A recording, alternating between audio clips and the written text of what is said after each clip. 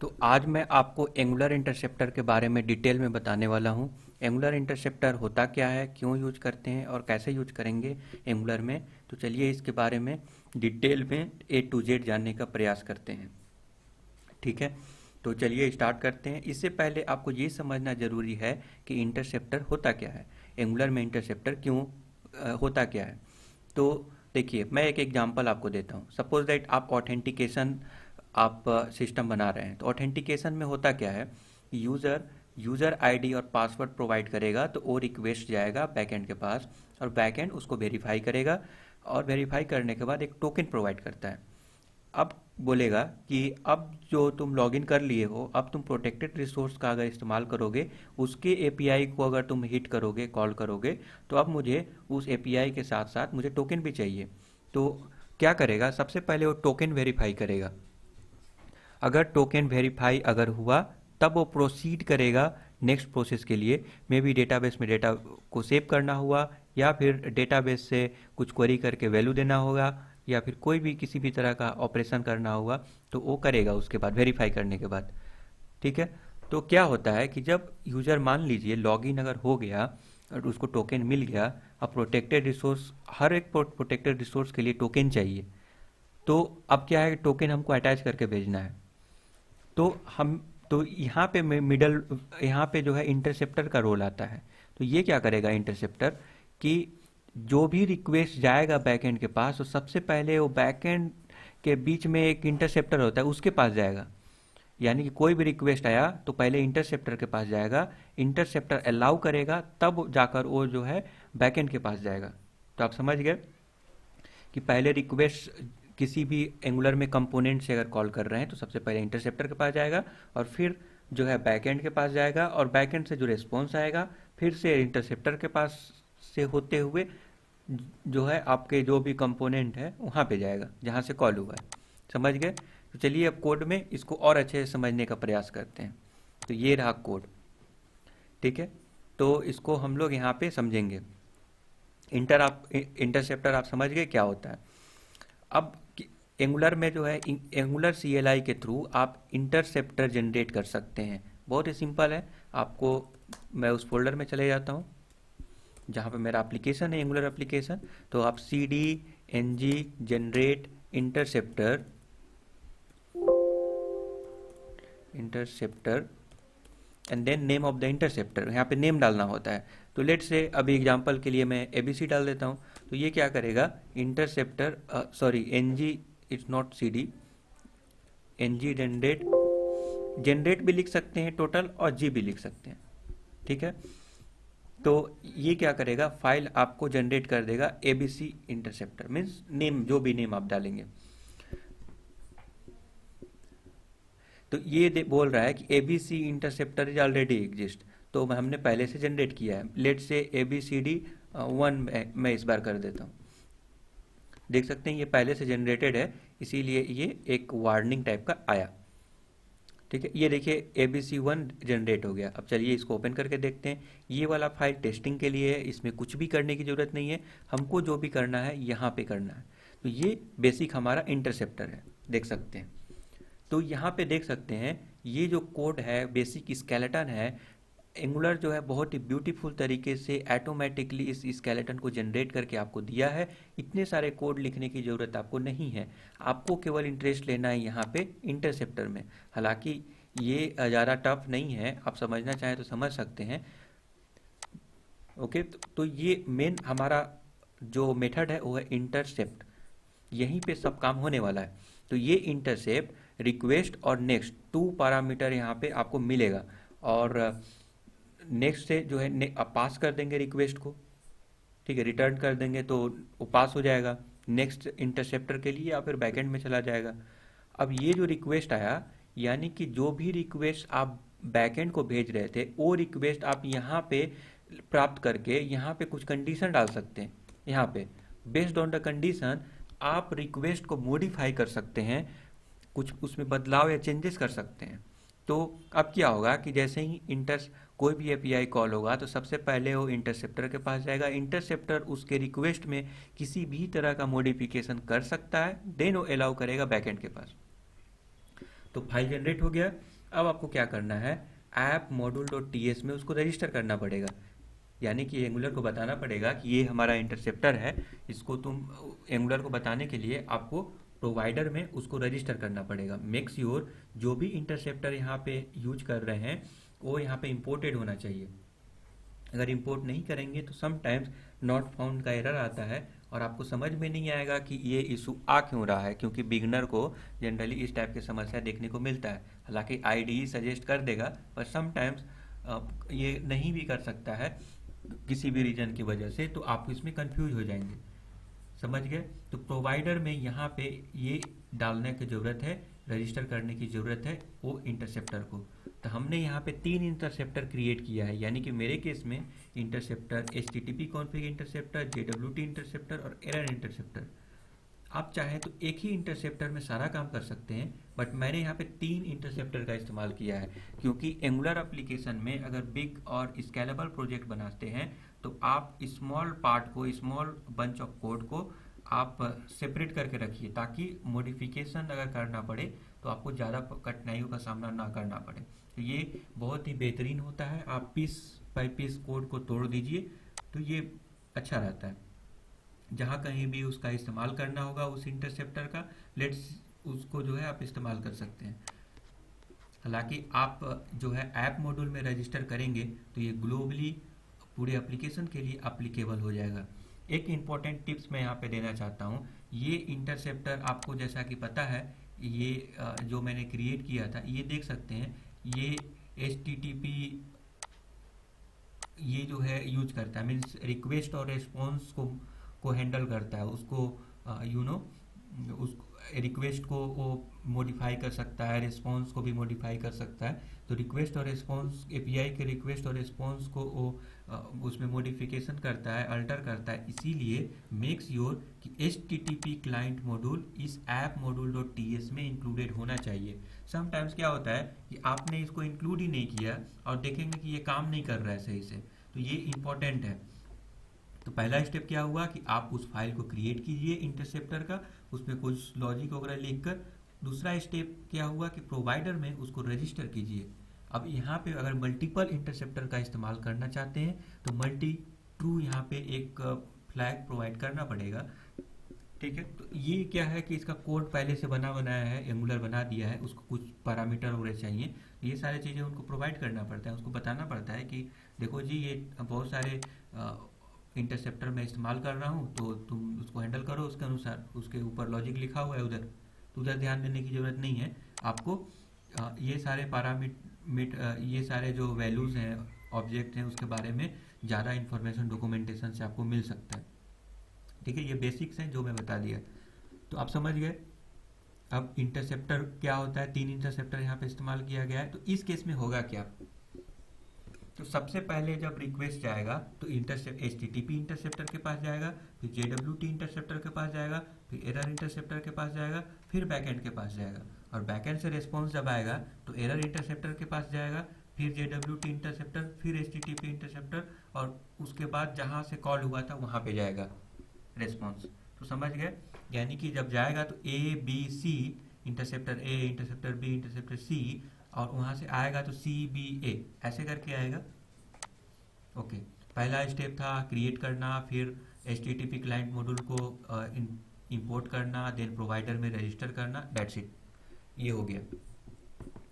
अब हम आपको बताने वाले हैं एक और इम्पॉर्टेंट टिप्स आपको हम देना चाहते हैं।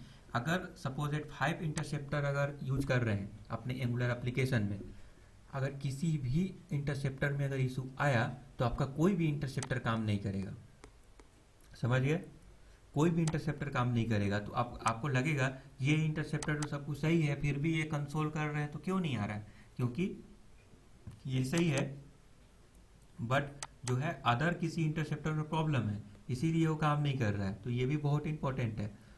तो जैसा कि HTTP अगर एरर इंटरसेप्टर में इशू आया तो ऊपर वाला HTTP कॉन्फ़िग, JWT इंटरसेप्टर दोनों काम नहीं करेगा इस केस में। तो आपको एक एक करके इंटरसेप्टर को सर्च करना पड़ेगा कि कौन सा काम कर रहा है, नहीं कर रहा है। हालांकि जो है इंटरसेप्टर में अगर इंटरसेप्टर ओपन कीजिएगा, जैसे ये वाला हो गया, अगर आप कंस्ट्रक्टर में अगर यहाँ पे कंसोल लॉग इस जगह पे कंसोल लॉग करते हैं तो कंसोल लॉग होगा ऊपर वाले में, इसमें कंसोल लॉग होगा, इसमें होगा। अगर एरर इंटरसेप्टर में अगर इशू है, एरर है, तो ये दोनों में कंसोल लॉग होगा यहाँ पे। बट इसके अंदर जब कंसोल लॉग कीजिएगा इंटरसेप्टर के अंदर, तो ये काम नहीं करेगा, ये मेथड ही काम नहीं करेगा, इंटरसेप्टर का मेथड काम नहीं करेगा इस केस में। तो आई होप कि आप समझ रहे होंगे और आपको पसंद भी आ रहा होगा। ठीक है, तो आपने ये समझ लिया। आप चलिए ये तीनों इंटरसेप्टर में क्या क्या चीज़ें लिखे हुए हैं, इसका पर्पस क्या है, वो मैं आपको बता देता हूँ। तब आ जाकर आपको बेहतरीन अच्छे ढंग से समझ में आएगा। तो देख सकते हैं ये हुआ HTTP कॉन्फ़िग इंटरसेप्टर। अब चलिए ये करता क्या है। अब देखिए एंगुलर एप्लीकेशन में जो इंड पॉइंट होते हैं, डोमेन नेम तो कॉमन रहेगा, हर एक इंड पॉइंट के लिए डोमेन नेम तो कॉमन रहेगा, समझ रहे हैं। तो यहाँ पर भी देखिए ये कॉमन है डोमेन नेम, नो इशू। तो अगर हम किसी भी कंपोनेंट कहीं से भी एपीआई कॉल कर रहे हैं तो पूरा पाथ इंड पॉइंट क्यों देंगे, जाहिर सी बात है नहीं देंगे, क्योंकि कॉमन वाले चीज़ को हम बार बार क्यों देंगे। अगर सपोज एट फ्यूचर में अगर चेंज करना पड़ा डोमेन को, तो हमको क्या हर जहाँ जहाँ एपीआई कॉल किए वहाँ वहाँ जाकर चेंज करना पड़ेगा। तो हम क्या कर सकते हैं उस केस में कि जो कॉमन चीज़ें हैं, कॉमन जो डोमेन नेम है, जैसे कि इस केस में एपीआई इंड पॉइंट का ये चीज़ हमारे हर एक रिक्वेस्ट के लिए कॉमन है। देख सकते हैं ये वाला, यानी कि डोमेन नेम स्लैश एपीआई ये हर एक के लिए कॉमन है। तो हम क्या करेंगे, जब भी रिक्वेस्ट जाएगा तो इसको उसको कॉन्कैट करके भेज देंगे। यानी कि अगर लॉगिन अगर हम इंड पॉइंट केवल डालें तो ये डोमेन मतलब जो कॉमन वाला है और जो अनकॉमन है, जो कॉमन नहीं है, दोनों को कॉन्कैट कर देंगे, अटैच कर देंगे, ऐड कर देंगे, और उसके बाद जो है कंप्लीट बनाकर इन पॉइंट को जो है एपीआई कॉल करेंगे। समझ में हो गया। हालांकि आपको यहाँ पर भी लिखने की ज़रूरत नहीं है, ये एपीआई यूआरएल को आप बेटर ये होगा कि इन्वायरमेंट में डाल दीजिए, क्योंकि इन्वायरमेंट फ्यूचर में अगर सपोज दैट इस लोकल होस्ट में अभी आप कर रहे हैं काम, अगर ये किसी अदर डोमेन में ट्रांसफ़र करना हुआ तो फिर कोई इशू नहीं है, केवल डोमेन नेम चेंज कर दीजिए, डोमेन नेम स्लैश एपीआई, क्योंकि ये कॉमन है। अगर किसी अदर डोमेन में, दो तीन डोमेन में अगर एप्लीकेशन को अगर डालना है, क्योंकि एक एप्लीकेशन में भी 4-5 क्लाइंट भी यूज कर सकते हैं, ऐसा भी हो सकता है, तो उनके लिए अलग अलग डोमेन हो सकते हैं। तो उसको क्या फिर से जाकर जहाँ जहाँ एपीआई कॉल हुआ है वहाँ पे मॉडिफाई करेंगे? नहीं, बिल्कुल नहीं। उसके लिए जो है आपको इन्वायरमेंट में जाकर डोमेन नेम को ही चेंज करने की ज़रूरत है। समझ गए आप? तो ये जो कॉमन चीज़ें हैं उसको हम क्या करेंगे, जो एपीआई कॉल करेगा उसको अटैच कर देंगे, कॉमन और जो कॉमन नहीं है, तो वही चीज़ किया गया है। अब रिक्वेस्ट वहाँ से मिला हमको, यानी कि जो भी रिक्वेस्ट कोई भी भेजेगा बैकएंड को, सबसे पहले यहाँ पे मुझे मिल गया। अब हम क्या करेंगे, रिक्वेस्ट डॉट यूआरएल करेंगे तो हमको यूआरएल उसका मिल जाएगा, यानी कि उसका जो भी इंड पॉइंट हम भेजे होंगे वो मिल जाएगा। ये रिक्वेस्ट एक ऑब्जेक्ट है, इसमें कई सारे इंफॉर्मेशन रहते हैं। तो चलिए ये अब हम आपको ब्राउज़र में आपको लेकर चलते हैं और यहाँ पे आपको दिखाएंगे। तो लोकल होस्ट 4200 में डाला और इंस्पेक्ट पर भी क्लिक किया और कंसोल में लेकर जाता हूँ और मैं लॉगिन पर क्लिक किया। ये देख सकते हैं रिक्वेस्ट, और ये कंसोल हुआ। क्यों कंसोल हुआ? क्योंकि हमने यहाँ पे देख सकते हैं मैंने ये कंसोल किया था रिक्वेस्ट, और रिक्वेस्ट का ये ऑब्जेक्ट को प्रिंट किया था। तो वो जो है प्रिंट हो गया यहाँ पे। इसको एक्सपेंड करके देखते हैं कि क्या क्या इन्फॉर्मेशन इसमें है।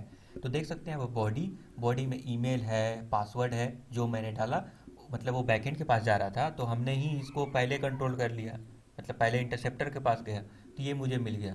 तो अगर डॉट अगर यूआरएल क्लिक करिएगा तो यूआरएल मिल जाएगा, यूआरएल क्या है, स्लैश लॉगिन। तो अब हमको क्या करना है कि ईच रिक्वेस्ट में हमको ये वाला जो कॉमन है इस ये प्लस, यानी कि एपीआई स्लैश लॉगिन हमको डालना पड़ेगा, तो कंप्लीट हमारा इंड पॉइंट बन जाएगा। तो हमने वही किया है, कुछ कंडीशंस यहाँ पे लगाए हैं। और ये जो रिक्वेस्ट है, रिक्वेस्ट का ये सिंटैक्स है बेसिकली रिक्वेस्ट डॉट क्लोन, और इसको समझने की ज़रूरत है, आपको डॉक्यूमेंटेशन से भी मिल जाएगा और एंगुलर में काम करते करते समझ जाएंगे कि ये कैसे काम करता है। ठीक है, रिक्वेस्ट डॉट क्लोन यूआरएल। अब यूआरएल में क्या है कि एपीआई यूआरएल अपना वाला जो कॉमन है, प्लस ऐसा यूआरएल जो कॉमन नहीं है वो वाला। तो ये दोनों को मिलाकर हम कंप्लीट यूआरएल बना रहे हैं और उस कंप्लीट यूआरएल को यूआरएल से एपीआई कॉल कर रहे हैं। तो तो समझ में आ गया कि HTTP कॉन्फ़िग इंटरसेप्टर का इस्तेमाल क्यों किए हैं ऑथेंटिकेशन के लिए। उसी टाइप से कंटेंट टाइप एप्लीकेशन जेसन देख सकते हैं, ये भी हमको हेडर में जो है अटैच करने होते हैं। तो ये भी हम यहाँ पे कर दिए। यहाँ पे अब ये सारे मॉडिफिकेशन करके तब हम अलाउ करेंगे दूसरे इंटरसेप्टर के लिए। अगर मल्टीपल इंटरसेप्टर है तो इसके पास जो इंटरसेप्टर अगर होगा उसके पास जाएगा। तो समझ गए। और तो चलिए उसके पास चलते हैं। तो अभी ये कंप्लीट हो गया, ये नेक्स्ट है, ये कुछ नहीं है। ये अगर रिस्पॉन्स अगर आएगा तो रिस्पॉन्स को यहाँ पे प्रिंट किया गया है। आपको समझने के लिए यहाँ पे कुछ लॉजिक उसके अकॉर्डिंग लिख सकते हैं। तो ये अलाउ कर देगा नेक्स्ट डॉट हैंडल रिक्वेस्ट, और कुछ यहाँ पे रिस्पॉन्स वगैरह को और एरर हो गया उस सब के लिए कंडीशन लिखे हुए हैं। तो इसमें कंफ्यूज मत होइए, ये कोड आपको इस तरह से दिख रहा होगा, हम आगे चल के आपको बताएंगे। तो ये आप समझ गए होंगे। अब हम चलते हैं JWT इंटरसेप्टर, यानी कि ऐप मॉड्यूल डॉट TS में जाएंगे। तो दूसरा इंटरसेप्टर है JWT इंटरसेप्टर, इसका क्या काम है तो चलिए देखते हैं। तो मैं ओपन किया JWT इंटरसेप्टर, और यहाँ पे हम क्या कर रहे हैं, प्रिंट कर रहे हैं, कंसोल लॉग कर रहे हैं कि देखते हैं क्या प्रिंट होता है या नहीं होता है। तो ये देखिए प्रिंट हुआ ये JWT इंटरसेप्टर, यानी कि जब भी हम API कॉल कर रहे हैं तो सबसे पहले उसके पास जा रहा है HTTP कॉन्फ़िग इंटरसेप्टर के पास, क्योंकि पहले वो इंक्लूड किया गया, उसके बाद JWT इंटरसेप्टर के पास जा रहा है। ये इंटरसेप्टर का काम क्या है कि ये चेक करेगा कि यूज़र ऑथेंटिकेटेड है या नहीं। अगर यूज़र ऑथेंटिकेटेड है तो उसके उसके हर एक रिक्वेस्ट में टोकन अटैच करके भेजो, इसका यही काम है। तो हमने क्या किया, इज लॉगिन, मैंने एक सर्विसेज अलग से मैं बनाया हूँ, उस सर्विसेज में इज लॉगिन में कॉल, इज लॉगिन मेथड हमको इन्फॉर्मेशन प्रोवाइड करेगा कि यूजर लॉगिन है कि नहीं। गेट टोकन, ये अगर टोकन अवेलेबल है और यूजर लॉगिन है तो हम जो है यहाँ पे ऑथराइजेशन देख सकते हैं, हेडर में टोकन को हम सेट करके भेज रहे हैं बैकएंड के पास, और बैकएंड बड़े आसानी से उसको टोकन को मिलने के बाद वेरीफाई करके उसके रिक्वेस्ट को प्रोसीड करेगा। तो ये इंटरसेप्टर इसके लिए, क्योंकि देखिए अगर सभी रिक्वेस्ट के लिए अगर टोकन अगर भेज देंगे तो वो तो एक इशू है ना, मतलब वो तो होना नहीं चाहिए। अगर कोई यूज़र लॉगिन नहीं है तो उसके पास टोकन है ही नहीं, तो वो तो कैसे जाएगा वो। तो इसीलिए कंडीशन लिखा हुआ है कि जो लॉगिन नहीं है वो उसमें आप टोकन नहीं भेजेंगे JWT टोकन, और जो लॉगिन अगर है तो उसको जो है आप टोकन भेजेंगे बैकएंड को। तो बैकएंड टोकन को वेरीफाई करके आपको काम करेगा। और ये सारे मॉडिफिकेशन करके आपके रिक्वेस्ट में मॉडिफिकेशन करके ये जो है आगे के लिए प्रोसीड कर देगा। फिर हमारा ऐप मॉड्यूल डॉट TS में तीसरा इंटरसेप्टर है एरर इंटरसेप्टर। ये एरर इंटरसेप्टर क्या है इसको हम समझते हैं, ये भी बहुत आसान है। एरर इंटरसेप्टर का इस्तेमाल हम लोग इसलिए यहाँ पे किए हैं कि कोई भी रिस्पॉन्स अगर आएगा बैकएंड से, तो रिक्वेस्ट के लिए तो हो गया, आपको मॉडिफाई करना है रिक्वेस्ट तो यहाँ पे ऊपर कर सकते हैं कुछ भी चीज़ों को। सपोज दैट आप डेटाबेस में वैल्यू को सेंड कर रहे हैं, तो आप चाहते हैं कि सपोज दैट नेम फील्ड है, नेम फील्ड में एक अगर उसका फर्स्ट लेटर कैपिटल होना चाहिए, ये आप करना चाहते हैं। तो क्या करेंगे कि बैकएंड में जाने से पहले ही इंटरसेप्टर में ही उसके डेटा को मॉडिफाई कर देंगे, कुछ कंडीशन वगैरह लगाकर उसके डेटा को मॉडिफाई कर देंगे। क्या करेंगे कि स्मॉल से कैपिटल कर देंगे उसके फर्स्ट लेटर को, ये भी हो सकता है।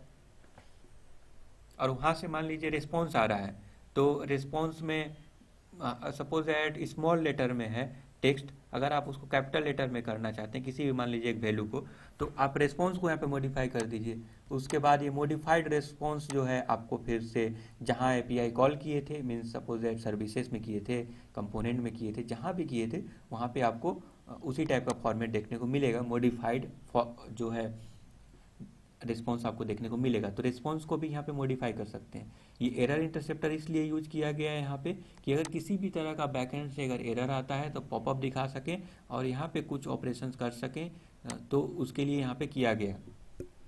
तो समझ में आ गया।